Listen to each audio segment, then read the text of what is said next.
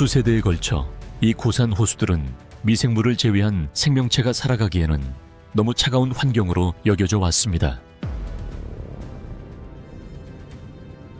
그래서 겉보기에는 생명이 거의 없는 황량한 곳처럼 보였습니다.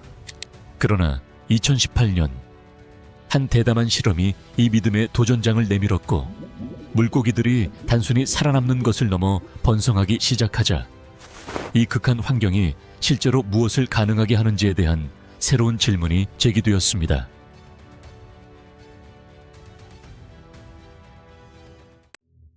산속에서의 도박. 2018년 파키스탄 정부는 많은 과학자들이 속으로는 성공 가능성이 낮다고 여겼던 대담한 프로그램을 시작했습니다. 카이버 파크툰크와의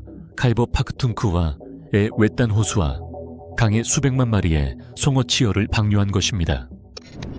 이곳은 통제된 환경이나 정밀하게 설계된 양식장이 아니라 해발 2000에서 4000m 사이의 험준한 지형에 흩어져 있는 고립된 수역으로 일반적인 양식 환경보다 훨씬 가혹한 조건을 지니고 있었습니다.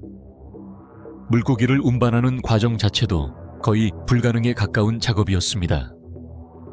트럭이 좁은 산길을 따라 이동한 뒤 인부들이 산소가 채워진 용기를 들고 가파르고 표시도 없는 산길을 몇 시간씩 걸어야 했습니다. 이전에는 단 한 번도 물고기가 살지 않았던 호수에 도달하기 위해서였습니다. 어떤 경우에는 마지막 구간만 하루 종일 걸어야 했고, 한 걸음 한 걸음이 물고기가 살아서 도착할지 아니면 방류 직전에 죽을지를 결정짓는 상황이었습니다. 회의적인 시선은 사방에서 쏟아졌습니다. 대대로 이 산에서 살아온 지역 주민들뿐만 아니라 고산 생태계의 미묘한 균형을 잘 아는 생물학자들까지도 의문을 제기했습니다. 물은 연중 거의 얼음에 가까운 온도를 유지했고 몇 분 만에 저천증을 유발할 정도로 차가웠습니다. 눈에 보이는 먹이원인 곤충이나 조류도 거의 존재하지 않는 것처럼 보였습니다. 비판자들은 물고기가 적응하기도 전에 굶어 죽을 것이라고 주장하며 이 계획이 결국 공공자금을 낭비하는 잘못된 시도가 될 것이라고 경고했습니다. 특히 의료, 교육, 기반 시설이 부족한 지역에서 더 큰 반발이 있었습니다. 그러나 이 프로젝트의 배경에는 단순한 생태적 호기심이 아니라 경제적 필요가 자리 잡고 있었습니다. 연간 수백 달러도 벌지 못하는 가정이 많고 젊은이들이 기회를 찾아 떠나는 현실 속에서 새로운 가능성을 찾고자 했던 것입니다. 아이디어는 단순했지만 위험했습니다. 만약 물고기가 살아남는다면 지금까지 존재하지 않았던 새로운 자원이 만들어질 수 있고, 이는 외딴 상한 지역을 관광지이자 지속 가능한 수입원으로 바꿀 가능성을 지니고 있었습니다. 확률을 거스른 생존. 첫 번째 겨울은 그동안 제기된 모든 의심을 입증하는 듯한 혹독함으로 프로젝트를 시험했고, 기온이 계절 평균보다 훨씬 더 떨어지면서 많은 고산 호수들이 표면부터 바닥까지 완전히 얼어붙어 새로 방류된 물고기 개체군이 통째로 사라지기도 했다. 모니터링 팀의 보고서에는 광범위한 손실이 기록되었고, 일부 호수는 개체군 전체를 잃었으며 다른 곳들 역시 산소 부족, 결빙 환경, 그리고 장거리 이동에서 누적된 스트레스로 인해 심각한 폐사를 겪었다. 겨울이 오기 전부터도 여러 운송이 실패로 끝났는데 운반 용기의 산소 농도가 잘못 계산되면서 물고기들이 방류를 몇 시간 앞두고 폐사했기 때문이다. 많은 관찰자들에게 이러한 초기 실패는 이 프로그램이 환경의 가혹함과 그 안에서 생명을 유지하는 복잡성을 모두 과소평가했다는 기존의 비판을 그대로 입증하는 것처럼 보였다. 그럼에도 불구하고 이러한 실패 속에서 과학자들이 쉽게 무시할 수 없는 하나의 패턴이 나타나기 시작했는데, 특정 호수들에서는 환경이 비교적 안정적인 조건을 보일 때 일부 송어들이 살아남았을 뿐만 아니라 예상을 뛰어넘는 속도로 성장하기 시작했기 때문이다. 초기 개체군의 약 30%가 첫 겨울을 견뎌냈는데, 이는 양식 기준으로 보면 낮은 수치였지만 이 극한 환경을 고려하면 의미 있는 결과였다. 그 생존 개체들은 단순한 생존을 넘어 이 생태계가 겉보기처럼 황량하지 않다는 것을 보여주는 회복력을 드러냈다. 현지 관찰 결과는 생물학적 표본 분석과 맞아떨어지기 시작했고, 산악의 물줄기에는 눈에 보이지 않는 갑각류와 곤충, 유충 같은 미세 생명체들이 존재하며 이것이 일정하고 지속적인 먹이원이 되고 있다는 사실이 밝혀졌다. 이는 초기 평가에서 완전히 간과되었던 부분이었다. 두 번째 해가 진행되면서 연구자들이 실시한 시험 포획에서는 체중이 0.5kg에 이른 송어들이 발견되었고, 그로부터 또 한 해가 지나자 1kg을 넘는 개체들도 확인되었다. 이 예상 밖의 생존과 초기 성장 결과는 이야기의 방향을 바꾸기 시작했고, 산악지대가 생명이 없는 곳이 아니라 그동안 눈에 띄지 않았던 미묘한 생태 네트워크를 숨기고 있었음을 보여주었다. 숨겨진 메커니즘. 송어가 기존 생태 모델을 무색하게 하는 속도로 계속 성장하자 연구자들은 먹이 가용성에 대한 기존 가정뿐만 아니라 환경 자체의 물리적 조건까지 다시 생각하지 않을 수 없었다. 여러 호수에서 수행한 정밀 측정은 초기 예측에서 간과되었던 결정적 요인을 드러냈는데, 그것은 바로 차갑고 고산 지역의 물이 저지대의 따뜻한 강보다 훨씬 높은 용존 산소량을 지니고 있다는 사실이었다. 이 차이는 결정적이었다.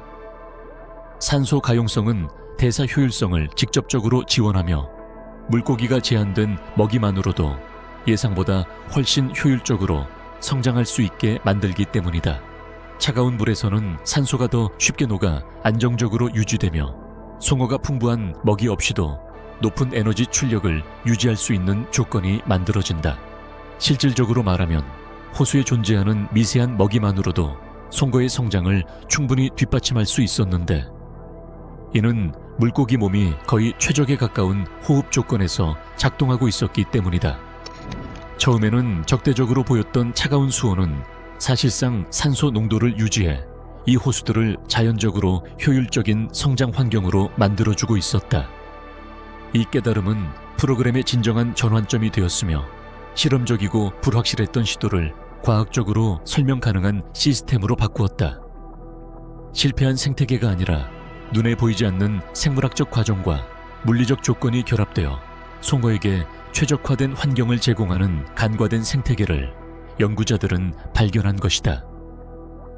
이 발견으로 내러티브는 완전히 전환되었고, 한때 불가능해 보였던 모험은 잘못 읽힌 기회처럼 보이기 시작했으며, 그 여파는 생물학의 영역을 훨씬 넘어서는 결과로 이어질 무대를 마련했다. 경제적 폭발.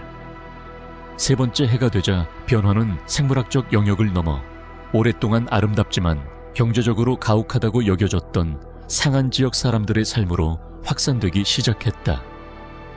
처음으로 낚시 관광객들이 소규모로 도착했는데, 이전에는 물고기가 없던 곳에서 번성하는 송어 소식에 이끌린 사람들이었다.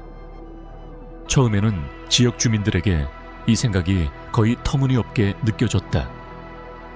외부인들이 몇 시간 동안 좁은 산길을 달려 들어온 후 멀리 떨어진 계곡까지 하이킹을 하며 다른 곳에서는 싸게 구입할 수 있는 물고기를 잡기 위해 여행하는 것을 보고 놀라지 않을 수 없었다.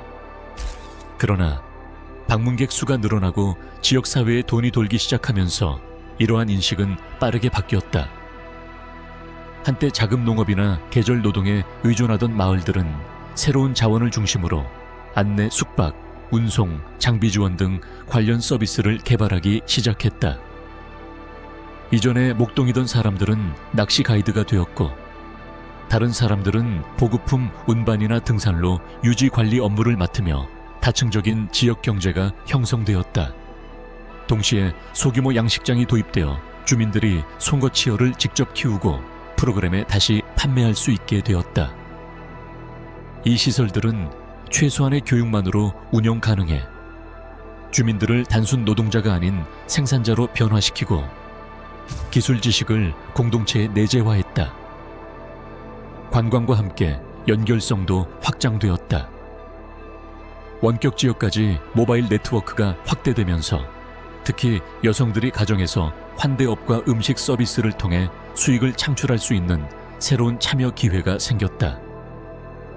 몇 년 만에 경제 침체에 직면했던 지역들은 실질적인 소득 증가와 인구 유출 감소를 경험하며 단순한 생물학적 개입이 보다 넓은 사회 경제적 변화를 촉발했음을 보여주었다.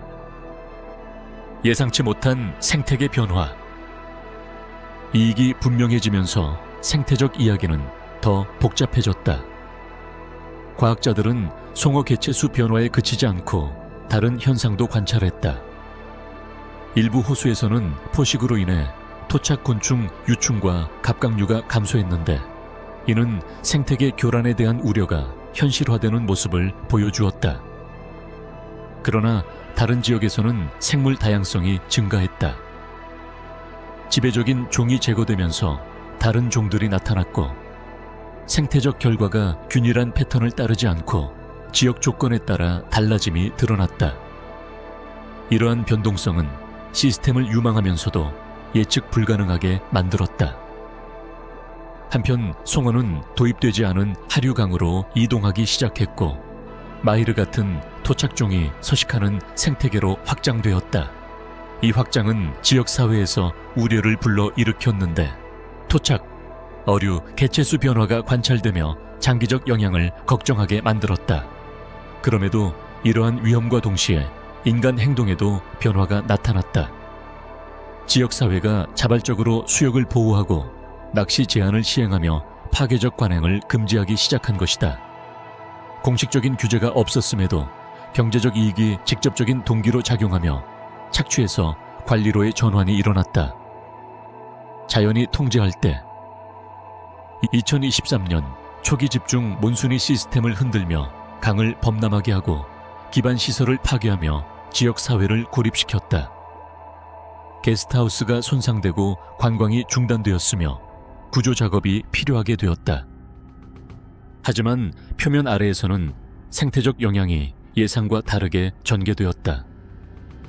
범람한 물은 호수에 유기물질을 공급하며 먹이 어빌리티를 증가시켰고, 일부 호수에서는 송어 개체수가 감소하지 않고 오히려 증가했다. 동시에 격리된 송어 개체들이 범람으로 혼합되어 유전적 교류가 이루어졌고, 이는 보다 회복력 있는 개체군으로 이어질 가능성을 보여주었다. 이 사건은 자연의 힘이 인간 계획을 넘어 시스템을 재편할 수 있음을 입증했다. 세계적 영향과 재야생화 변화.